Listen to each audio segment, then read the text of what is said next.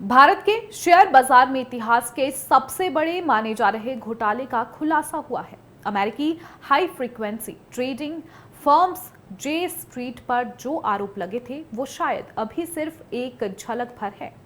सूत्रों ने बताया है कि ये घोटाला 4,843 करोड़ रुपए तक सीमित नहीं है, बल्कि इसका आकार 1 लाख करोड़ तक हो सकता है। मार्केट रेगुलेटर सेबी ने हाल ही में जे स्ट्रीट और उसकी भारतीय यूनिट्स पर शिकंजा कसा है, लेकिन जो डेटा और घटनाक्रम अब सामने आ रहे हैं वो ये संकेत दे रहे हैं कि ये एक संगठित और लंबी अवधि तक चलने वाला इंडेक्स मैनिपुलेशन ऑपरेशन था, जिसे माधवीपुरी बूच के कार्यकाल के दौरान नजरअंदाज किया गया।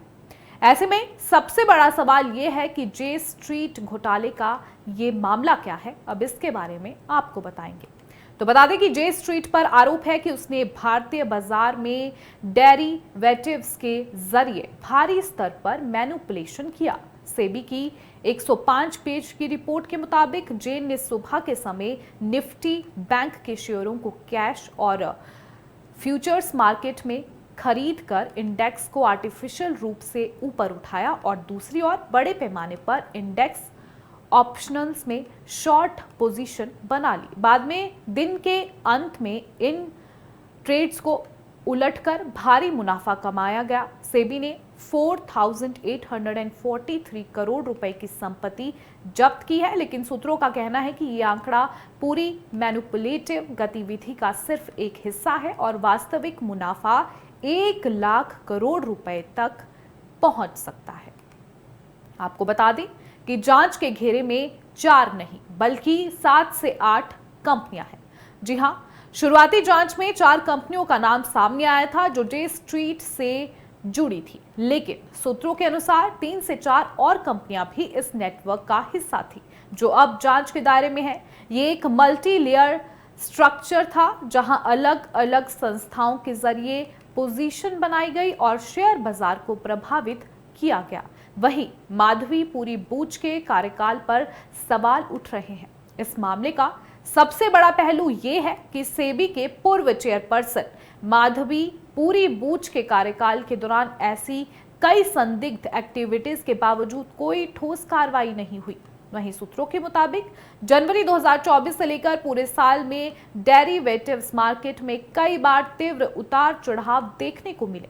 हर बार वायदा बाजार में संभावित उतार चढ़ाव के संकेत 3 सिग्मा से ज्यादा हो गए थे, जो कि सामान्य से बहुत ज्यादा होता है।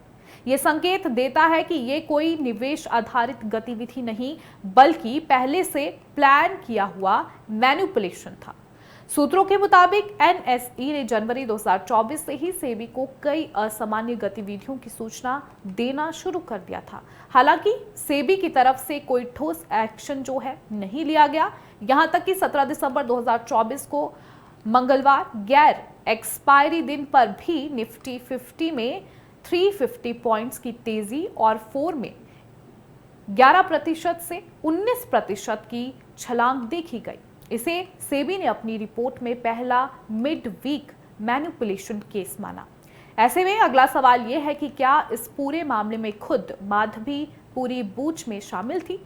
तो सूत्रों का यह भी दावा है कि माधवीपुरी बूच खुद भी सिंगापुर के एफपीआई स्ट्रक्चर के माध्यम से निवेश कर रही थी और उनकी नजरें बाजार के इन संकेतों से हट चुकी थी। उनके कार्यकाल में वही पैटर्न बार बार दोहराए गए, जैसे ऑप्शंस में पहले से पोजीशन, फिर इंडेक्स मूवमेंट। सेबी के पास डेटा, चार्ज और पैटर्न सब कुछ था, लेकिन फिर भी कोई कार्रवाई नहीं हुई। वहीं गौर करने वाली बात यह है कि भारत का डेरिवेटिव्स मार्केट दुनिया में सबसे बड़ा बन चुका है।